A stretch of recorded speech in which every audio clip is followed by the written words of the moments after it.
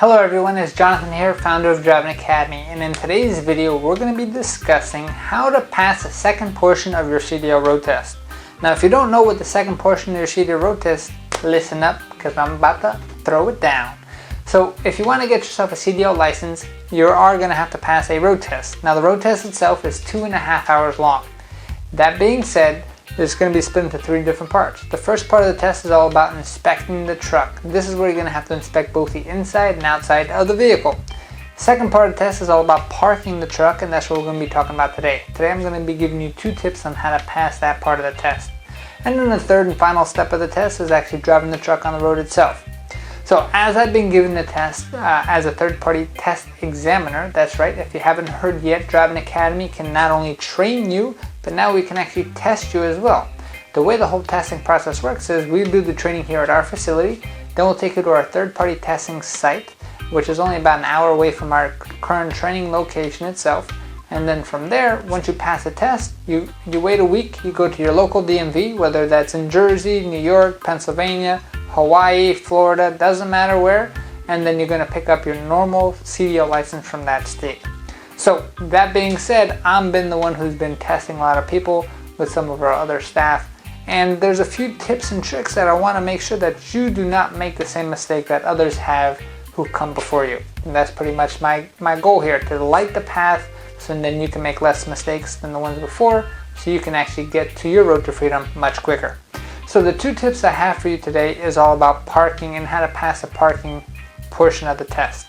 So you have to understand that when it comes to the parking portion of the test, you are going to be tested on 3 different parking maneuvers. The 3 parking maneuvers is definitely going to be a straight line back, so you're definitely going to have to know how to back up the tractor trailer straight. Second parking maneuver is going to be an offset back. There we can decide whether you're going to go offset to the right or offset to the left. You're going to have to be prepared for both. And then the third maneuver would either be a parallel parking, whether it's driver side or passenger side, or an alley dock. So the examiner would have the option to actually pick which one you're going to be doing, and it's already laid out before then, so don't try to change their mind when they make their decision. That being said, anybody who has failed this portion of the test itself, they usually make the 2 same mistakes that all of them make. Mistake number 1 is too much turning. Now you have to understand, I understand that they get nervous, and in the yard we teach you do not overturn the wheel. What do I mean by that? If your steering wheel is here, overturning the wheel means you turn all the way until you can't turn anymore and the wheel's looking like this. And then all of a sudden the wheel's looking like that. The truck is not built for crazy turns like that, especially when you're backing up. It does nothing for you. All it's going to do is make it harder. Why does it make it harder? Because when you're making dramatic turns like this, that means you're starting to back up, and the trailer is going to start acting real out of control. And now you're going to have to work extra hard just to keep it in control.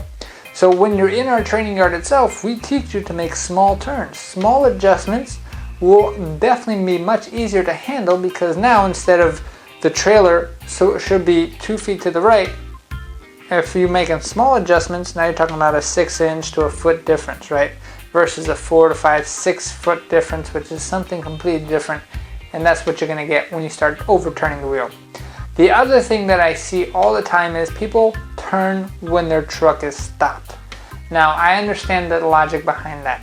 They think, hey, let me turn, there's too much of a mistake, let me turn when the truck is stopped and then I can fix whatever mistake that is, and then that's going to overcompensate.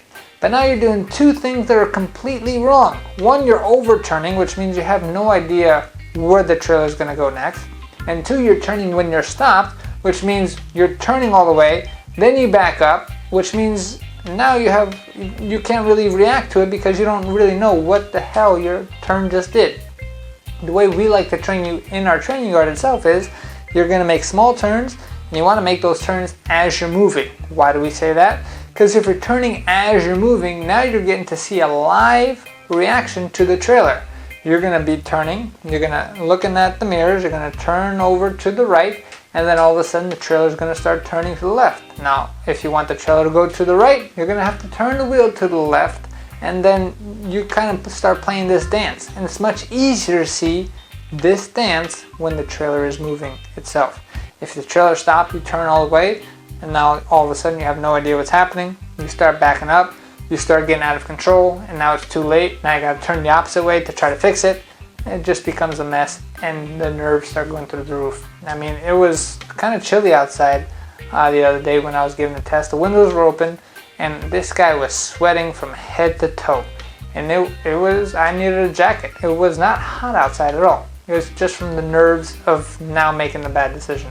So, one, to try to calm your nerves, make sure you're making small turns. Anytime that you're turning the wheel all the way to one side or all the way to the other side, you have to understand that you're not doing yourself any favors at all. Two is going to make sure that try making those turns as you're moving. You can go as slow as you want, but try not to turn and stop at the same time. It's just going to make your life much more difficult. And then the 3 bonus round is going to be use your pull-ups. So when it comes to the parking, you are allowed to pull up, which means when you're pulling up, make sure that you're pulling up to help you. What do I mean by that? So when some people pull up, they pull up just 5-10 feet. A pull-up, whether it's 5-10 feet, is the same if it's a 50-foot pull-up. And sometimes you are going to need a 20 to 50-foot pull-up just to clear out what's ever happening behind you. So that's your bonus tip right there. But I hope those tips definitely helped you when it came to passing the actual second part of the road test itself. If you need more tips and tricks on this stuff, either continue watching our YouTube channel for free, or if you're ready to get the real deal training, you definitely want to sign up as a student here at Driving Academy. We're accepting students from all over the country. We have a student coming from Hawaii next week, and if he can come from Hawaii, I think you can come from much closer than that. Don't you think so? That being said, if you have any questions, give us a call, 908-525-3609, or please visit our virtual school tour at cdldrivingacademy.com/tour. Again, that's cdldrivingacademy.com/tour, and we're here to help you out any which way that we can. Thanks, and have a fantastic day.